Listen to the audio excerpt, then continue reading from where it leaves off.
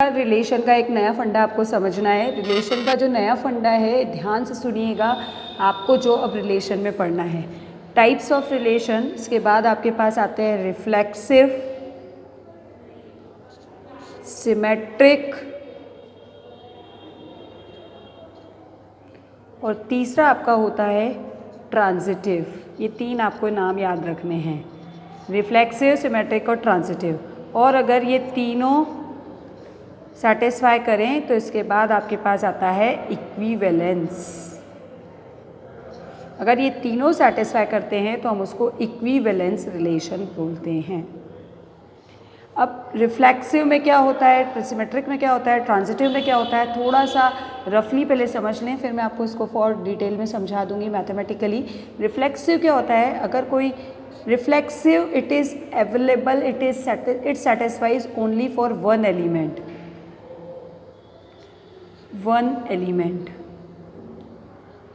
कोई भी एक एलिमेंट आप ले लें, उस एलिमेंट का उसके खुद के साथ अगर रिलेशन सेटिस्फाई होता है तो आपको ये कहा जाता है कि वो रिलेशन आपका रिफ्लेक्सिव है।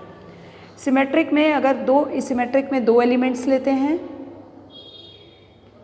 फर्स्ट एलिमेंट का रिलेशन सेकेंड से है और इससे फर्स्ट का सेकेंड से हम मान के चलते हैं कि रिलेशन है, ऐसा हम मान के चलते हैं। Suppose A is related with B, तो इससे अगर बी का रिलेशन भी ए से वैसा ही आ जाता है तो ये कहलाता है सिमेट्रिक रिलेशन। फिर से ध्यान सुनिए, रिफ्लेक्सिव में एक ही एलिमेंट लिया जाता है, उस एक एलिमेंट का जो भी आपको रिलेशन दिया गया हो उसका खुद के साथ, इटसेल्फ के साथ अगर रिलेशन मेंटेन रहता है, वो रिलेशन है, तो आपका ये रिफ्लेक्सिव कहलाता है। सिमेट्रिक में क्या होता है, दो एलिमेंट लिए जाते हैं, दो एलिमेंट इस तरह से लिए जाते हैं कि ऐसा माना जाता है कि फर्स्ट का सेकंड के साथ जो गिवन रिलेशन है वो है। अगर फर्स्ट का सेकंड के साथ रिलेशन सपोज किया जाता है तो सेकंड का भी फर्स्ट के साथ वही रिलेशन होता है, तो हम इसको सिमेट्रिक कहते हैं। ट्रांजिटिव में तीन एलिमेंट्स लेते हैं बेटा, 3 एलिमेंट्स, और ऐसा मान के चलते हैं, सपोज करते हैं कि A is in relation with B, A B के साथ रिलेशन में है और B C के साथ रिलेशन में है। अगर इन दोनों की कंडीशन को सेटिस्फाई करते हुए A का C के साथ सेम रिलेशन बन जाता है तो it is said to be transitive relation. और ये तीनों रिलेशन सेटिस्फाई होते हैं, then we can say it has an equivalence relation. एक एग्जांपल लेके बताती हूँ मैं आपको, समझाने की ओरली कोशिश करती हूँ, उसके बाद हम इसको मैथमेटिकली सॉल्व करेंगे। तो एग्जांपल लिया हमने, सपोज हमने एग्जांपल लिया है कि ए बी से बड़ा है। रिलेशन आपने इस तरह से लिया है, ए और B are two non empty sets, A and B are two non empty sets.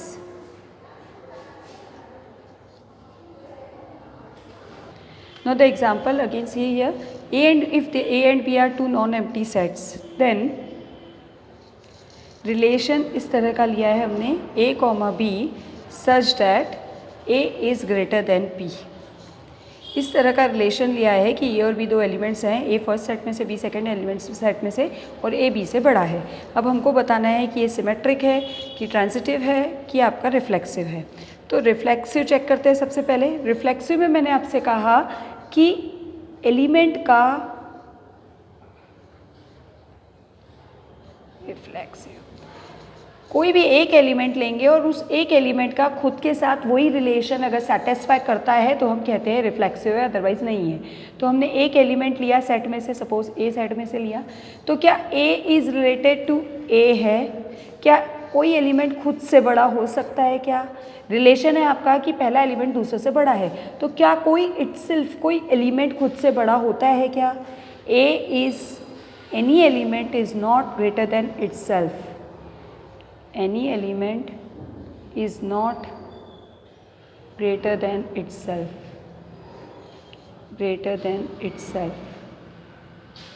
so it is, so इसको हम मैथमेटिकल लिखें तो A is not related to, यहाँ आप इसको अच्छे से लिख लें लैंग्वेज में ही, A is not in relation with A, so it is not reflexive।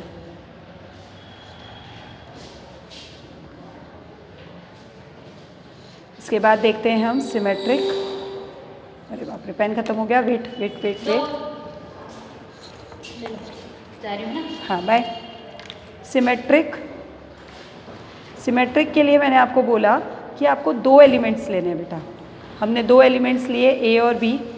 A first element में से, B second element, for A first set में से, such that a belongs to capital A and b belongs to capital B. First set में से first element और second set में से second element, second element second set से और first element first set से। अब हमको ये मान के चलना है, हमने ऐसे माना कि A is in relation with B। मैंने आपको बताया कि हमको ऐसा फर्स्ट कंडीशन सपोज करके चलनी पड़ती है, तो हमने मान लिया कि A is in relation with B। अगर A B के साथ रिलेशन में है, that means A is greater than B। यही रिलेशन था कि A B से बड़ा है, तो क्या A B से बड़ा है तो क्या B A से बड़ा होगा? But B is not greater than A। B A से बड़ा नहीं हो सकता है। Therefore, B is not in relation with A।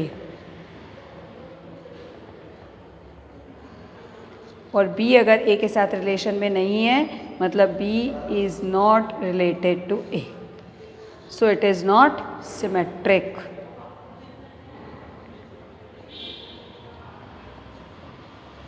इसी तरह थर्ड आपका होता है ट्रांजिटिव।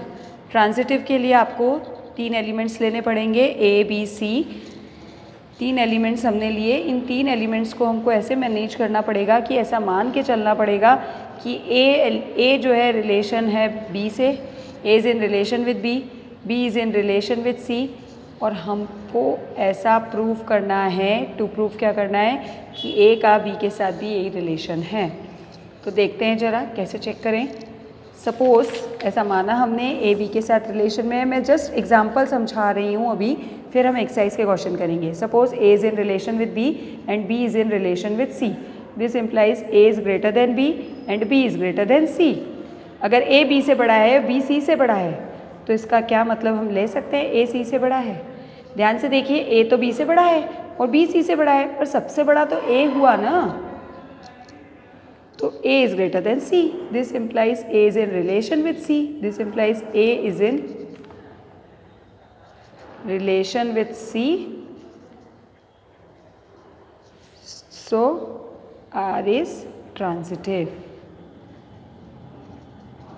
इस तरह से हम आगे प्रूव कर सकते हैं।